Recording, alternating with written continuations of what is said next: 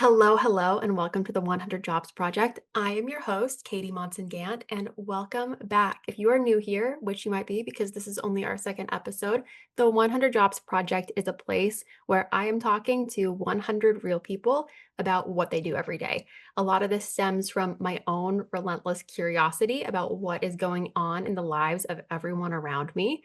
And also from a place of, I've spent a lot of my life just daydreaming about what my life could have been like if I had picked a different career path.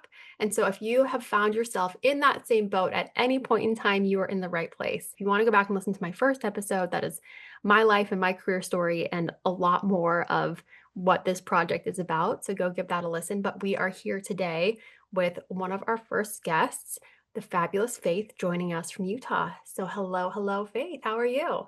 Hello, thank you for having me. I'm so excited to be here. Can we get started by just you telling us who you are, where you're from, and what you do? Absolutely. I grew up in Bozeman, Montana. I came to Logan, Utah for school. I think that was about 10 years ago, and fell in love with the valley, fell in love with my husband here. We both went to Utah State University, and we decided to put down roots in Logan, Utah. What do you do for work? What's your job title? My current job title is head of project management. I manage other project managers, and I also manage the projects for our enterprise largest in-house accounts. That all sounds amazing. Not gonna lie, it's a little bit jargony, which, we all get into It our is, corporate workplaces where we start saying this and that, and then yeah, pretty soon no one around us knows what we mean or what we actually do. The absolutely. company that you work for makes bags. Is that correct? Yes. We specialize in custom bags and some other soft good items, depending on what clients need, but bags is our specialty. We customize, design, and manufacture bags for other companies. So, like Peloton, for instance, maybe comes to you and says, hey, we want a bag. And you guys say, okay, let's start. And you go through the whole design process with them, you get it manufactured, and then the end product goes to Peloton and they do whatever they want with it. But They you do it. guys were the people behind the scenes who are actually making it happen. Is that right? Yeah, that's correct. And I think it's really helpful for a lot of companies, especially when they don't have the means to go and add a designer to their team, add a like a product purchaser to their team, to have a company like us who can just handle and specialize in getting them products that they need so that they can specialize in what their actual business is. Amazing. And I'm so excited to get a little more into that. Before we really get into, everything you're doing for work in the day to day, I would just love to do a couple quick rapid fire questions to, get to know you a little bit, just get a flavor for what your workday is like. Let's do it. When you are going to work in the morning, are you making a big breakfast or are you more of like a make something quick or a grab and go kind of girl? My husband makes me and my daughter breakfast every single morning, and it's like he full on cooks. Stop. That's amazing. Pancakes and scrambled eggs. It's usually pancakes, scrambled eggs, and chicken sausage. Are you kidding me? Where can I teach my husband to do that for us? I know, and that's why he travels a lot for work, and that's why I'm so upset when he leaves because I've gotten accustomed to this standard of living. Absolutely. Taylor, you can't go anywhere anymore. That it's Uh, usually a big breakfast. We're big breakfast people. Amazing. I mean, a big breakfast is a great way to start the day. Big breakfast proponent over here. So I love that you guys are doing that. Back to your work day. You're getting Yeah. ready for work. Are you listening to music or are you listening to a podcast? Typically a podcast. I really like normal gossip. I really enjoy Smosh Reddit stories. When I'm getting ready in the morning, I like to listen to funny, fun podcasts. And then if I'm going on a run or working out, that's when I'll listen to audiobooks or the more business related podcasts. I really enjoy Alex Hermosi's podcasts. They're a little intense sometimes, but they're good for a run. I am always so impressed by people who can listen to podcasts and audiobooks on a run because it just could not be me. So props to you, especially for like going on a run or getting in the gym, listening to how to be better at business or something kind of intense like that. It's either that or what I call lady rap. which is like Cardi B. I love the idea of listening to something fun and fresh in the morning to kind of get your mind off of things. And then when you're going to dial in, that's when Yeah. you go with the heavy hitters. I think I'd come in a little bit too intense to the workplace if I am listening to those type of podcasts in the morning. That's fair. You roll up 8 a.m. You're like, okay, we're down to business, everybody. Let's go. Are you an 8 a.m. business start of day? Or are you like a 9 a.m.? Were you somewhere in between? I typically start somewhere between 7:30 and 8:30 Hmm. and then work until 5 or 5:30. Okay. That's a good Day. long work day for you. Again, I Day. want to hear a little more about the work day in just a second, but I have one last fun question for us. I want to know what is in your work bag. I'm not talking like your phone or your laptop, but 3 or 4 things that you never want to head to the office without. I take my planner with me home and then also back, especially on the weekends, because Sunday night I will sit down, plan out my week. It just helps with the Sunday night scaries. I also have a bottle of lotion in there that I use often. What scent? It's not scented. I'm a psychopath. It's just No. like the Neutrogena plain. The unscented stuff is the best. And you know that it's never going to irritate your skin if you're having like a really rough skin day or if it's in the middle of winter and you're just dry and cracked. And then also I typically have an Amazon return in my bag because I will use the office here to ship out my returns. The perks of coming into the office, ladies and gentlemen, you can do your Amazon returns, which really nice when you can do something like that and not have to have a whole extra errand afterwards. Exactly. Yeah. I have to get back to your planner too. I'm Okay. sorry, I'm kind of a planner person. Do you have like a particular brand or design of planner that you love? It's not a specific brand. It is just from Amazon, but it has the week scheduled out all big. And then it also has a tiny month on the side. So every week I'll flip the page and start a new week. Got it. It also has priorities, like high priority, low priority, long-term projects. It's a very affordable planner but it's got everything that you would need. Anyway, now that you know the good stuff is out of the way, we know how you're coming into the office. Let's talk about how you got here. When you were a kid, did you just know that you always wanted to be an operations gal for a bag company when you grew up? No, absolutely not. I actually had so much anxiety as a kid about what I was going to do with my career. I would cry about it often and stress even from a very young age. I just had no idea where life was going to take me. And I think a lot of people struggle with that. I think sometimes if you just are along for the ride, you'll end up in a good place. It's so true. Both that you'll end up in a good place if you're along for the ride and you kind of move And with you the probably curves. don't, yeah, like, I feel like most people, they'll never know where they're going to end up. Like you said, feeling all of that stress and pressure in high school, like so many of us felt that and felt like, okay, well, as soon as we're done with high school, we're going to know what we want to do. And then Mhm. you get to college and you're like, well, I'm here. I'm supposed to know what I'm going to do. So let me pick something and do it. And then it just keeps evolving and you eventually get to a really good point. Did you grow up in kind of a business oriented household or was that something that you discovered more on your own a little bit later? We didn't talk about what my dad did for business. My mom was a stay-at-home mom. My dad was a dentist. We definitely did talk about sales a lot. My dad is very outgoing and he does know how to close the sale. We talked a lot about how sales is an aspect in everything. Even if you are not actually in the sales department, you need to be able to sell yourself about what you can offer. Yeah. Honestly, great advice. And if you're going to take anything, like that's such a great thing because it's so applicable to really any career field that you want to go into. You're always selling yourself. You're always selling something. What was your first actual job? My first job ever was babysitting, but outside of that, Like, yeah. I worked in a Girl Scout cookie making factory in high school. Wait, I didn't know this. I This is it was one of those amazing. times when I was having very high anxiety.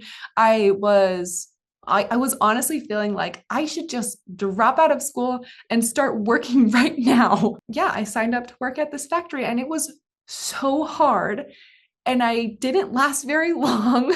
working there, only a couple of months, but I learned a lot from that job, especially about what goes into the manufacturing of food and all of the different processes, how much labor it actually takes to get something created and into the store. Props to you for working there. I feel like I would have immediately been fired because I would be like grabbing Thin Mints and Samoas off the line and just like eating them Yeah. myself. So you didn't want to contaminate, but if you could throw it up and catch it, either it had to go in your mouth or on the floor, and then it was fine. So that was how you guys entertained yourself in the Girl Scout cookie factory, was Yes.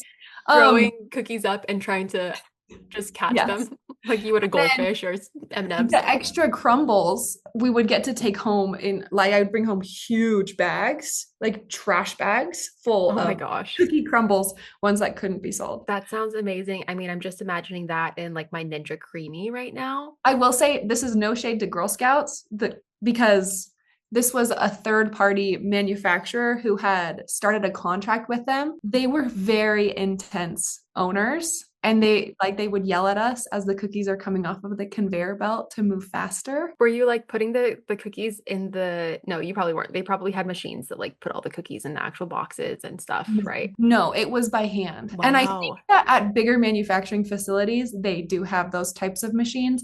But because we were just doing one of the specialty flavors that it just came out for a year. And that's why they had this contract. They needed a whole bunch of workers. But working in that manufacturing facility really opened my eyes to what I do now, because I do work with a lot of manufacturers, and it gave me so much empathy for how things work and what people do over on that end. We could spend all day talking about Girl Scout cookies, but I do want to talk about what you're doing now.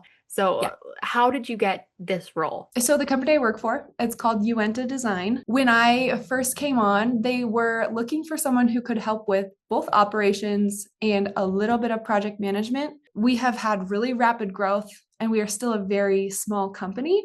But this was a role that they had never really had someone in before. I like to joke that I'm a little bit of a nepo baby here.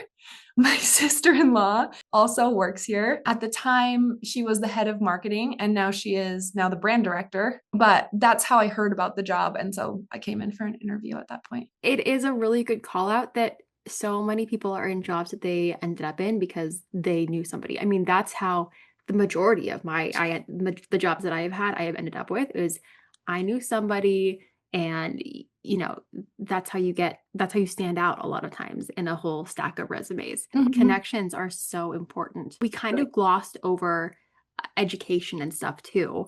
We went just from Girl Scout cookies to this job, but I know that there was some stuff in between that. Did you need any special degree or education to be like a contender for this role? Something that the owner of this company really values is real life experience. And I will say he definitely values that over a specific degree. I got my associates of science. I didn't even get my bachelor's degree, actually. I was so antsy in college to just get started on something that I just decided to stop at associates and start working. So I worked in property management for 6.5 years before I started here. That's a long time. Were you mostly doing residential or commercial properties or all of the above? Mostly residential. I did some Section 8, which is a whole lot of paperwork. I did some student housing. And then I also, near the end of my property management career, I was a lease up specialist for Section 8. I always kind of felt like I didn't choose that for myself. And I know I did choose it because I stopped school at my associate's degree because I didn't know what I wanted to do. But at the same time, I was applying to lots of different things. And that was one where I liked the company that I was joining. Like, they really sold themselves to me to come and do this. And then 6 years goes by and you're like, wait, Yeah. is what I want for forever? And the Yeah. answer was no. And so, yeah, I talked to my network a lot about wanting a career change, but not knowing what I wanted to do. And that's what led into this role. I think that's something that so many people can relate to is you start something and you're excited about it and it feels really good. And then after you're going for a little while, you start to either feel a little bit stagnant and like you need a shift, or you realize, hey, this is interesting. I'm really glad that I've worked on this, but this is not what I need to be doing for the rest of my life. And you have to figure out how to shift. Do you feel like there was a teacher or a mentor or an experience that really helped you along the way? I have a really good friend. Her name is Christina. She is a working mom. She's the VP of sales for the Northern Utah area. And I think she was really my only example of a working mom that I Hmm. had. It's really scary, especially to when you're living in a community where most women don't work Right, because you're living or in they work. Utah. A lot of people aren't working moms in Utah. There are Yeah. a lot of people who stay home. And then a lot of the women who do work, they aren't in like a corporate role. They work part-time. Hmm. They just make it work for their family, but it is very different to be working full-time, to be fully committed to your career trajectory while also being a mom. She definitely had a big hand in me deciding that I did want to work, that it was okay to work, because you get a lot of messaging, especially in this area, that that's not what you should be doing. You should be focusing on being a mom, but you actually can do both, and your kid will be well adjusted and everything will be okay. It's so interesting how different that is across different parts of the country because I grew up like you in Montana. Did we mention at any point that Faith is my cousin? But we both went to school in Utah, and then I'm out here on the East Coast in the DC area right now. Out here, the flip or the script is totally flipped. Everyone is going to work, and it's assumed that you are going. If you have a child, you will go Yeah. on maternity leave. You'll come back. But in Utah, and I would not as much in Montana, but I think maybe a little bit more so than out here.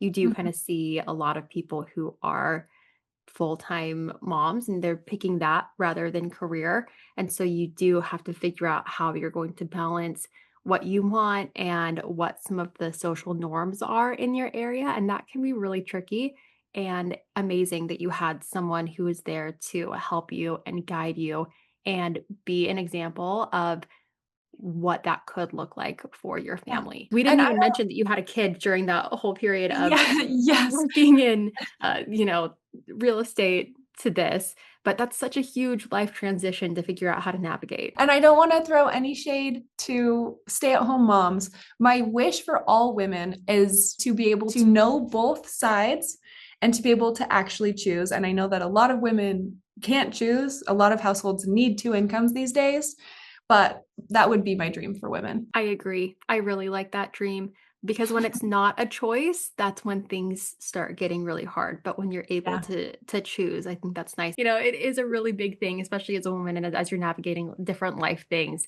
to Yeah. figure out how to do that. Back to your workday though, like let's walk me through a typical workday for you. What is happening from the time you're waking up to when you're off the clock? First, we'll have breakfast as a family. We have breakfast as a family every morning. I mean, my husband does travel a lot for work. So if he's not there, then my daughter and I will eat breakfast together. I will do her hair, which I love that she still lets me do her hair because she is 7. So we're on the brink of her independence. We'll get her all ready for school. A lot of times there's like a quick homework sign off Mhm. squeeze in there. Love doing that the morning of. Yep. And then we will get her off to the bus, and her bus comes at 7:20 in the morning.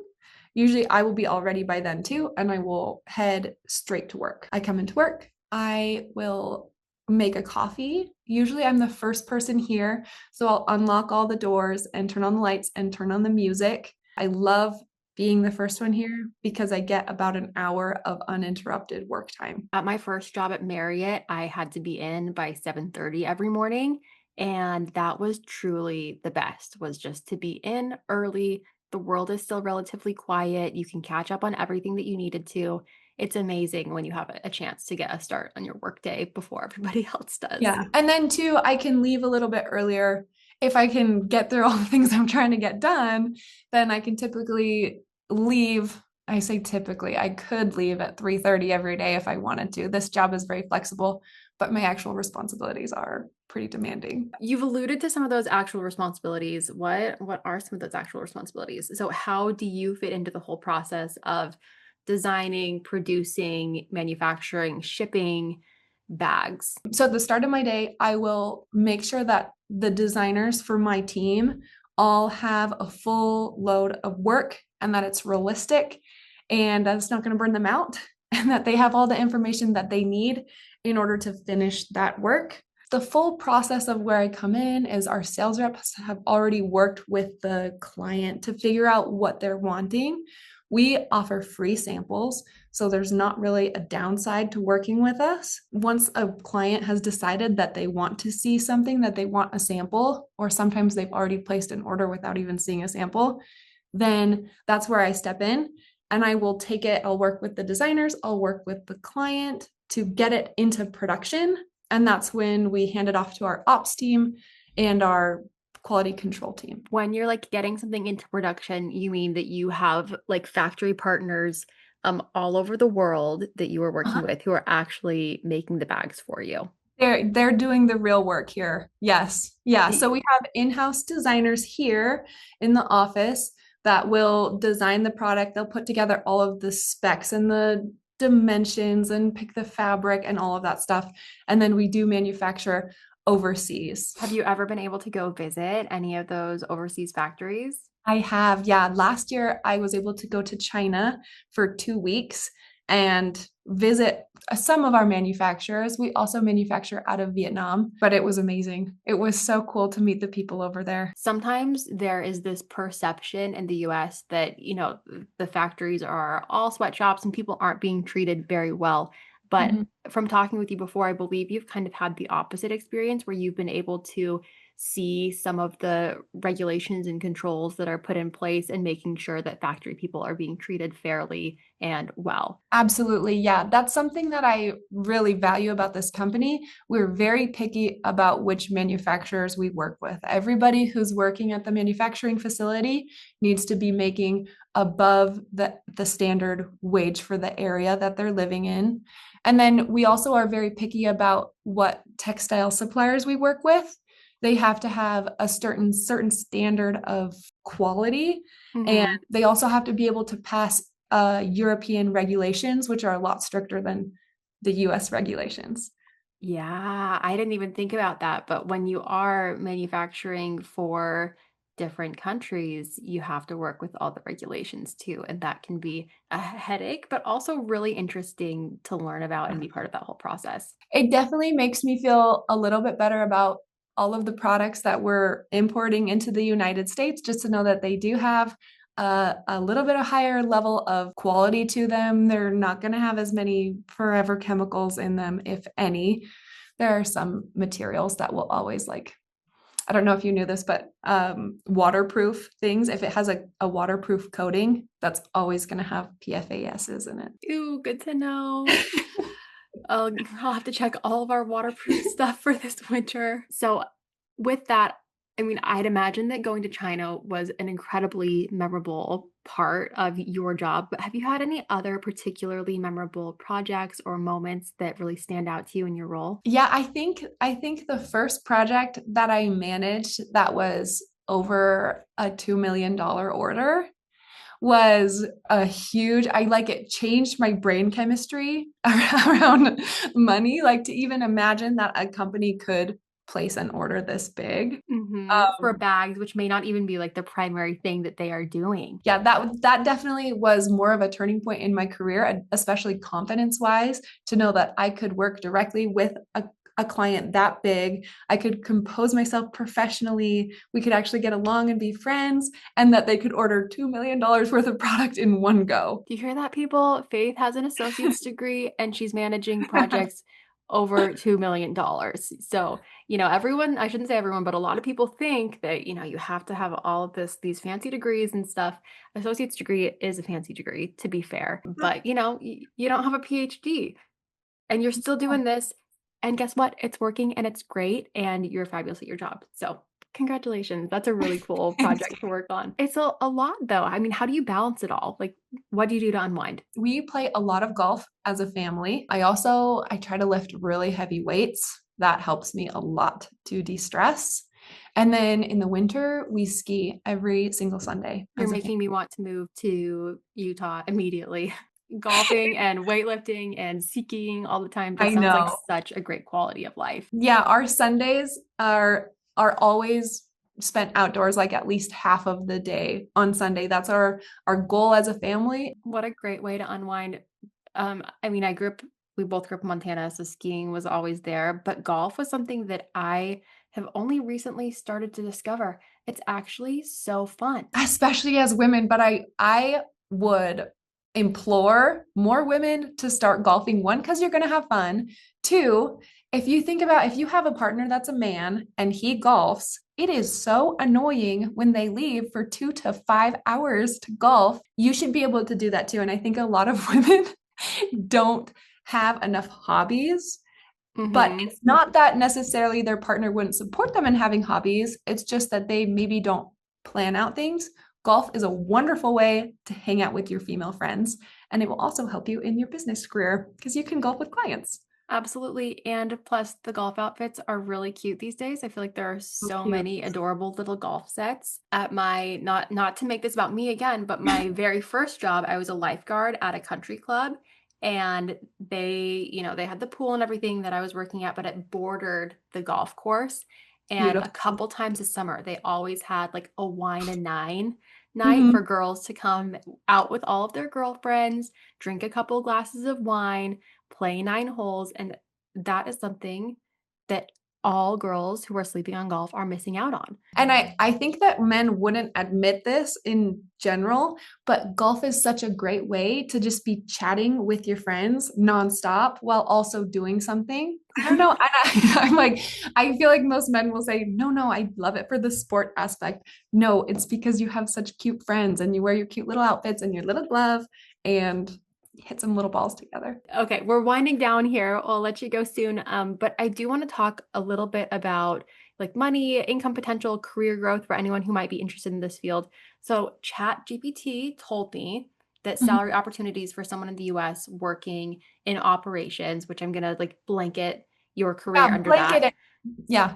Yeah, ChatGPT told me that salary ranges anywhere from like 60K to upwards of 200K. Does that Mhm. sound reasonable to you given your experience? Absolutely. It does. And a lot of opportunities for growth in this field? Yes, I think so. Something that I value about the company I'm currently at is that they will see talent internally and then they'll pivot your role if you're willing to pivot your role to utilize that talent and hopefully you'll make more money that way. So when I first started here, I was doing operations.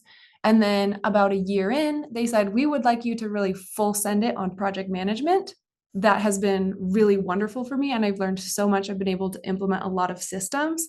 But next year, I'm actually pivoting into sales Woohoo! because of that career growth and trajectory. And in some ways, moving from like a management position into sales feels like a little bit of a step back.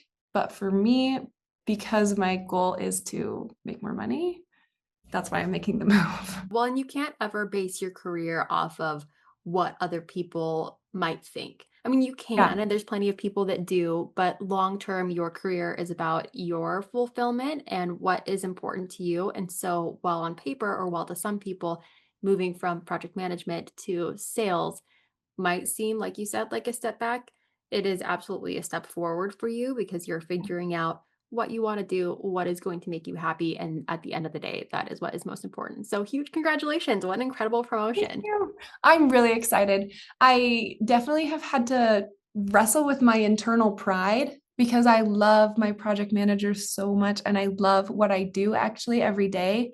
And I think a lot of people can't say that they love what they do almost every day. I am so happy at work.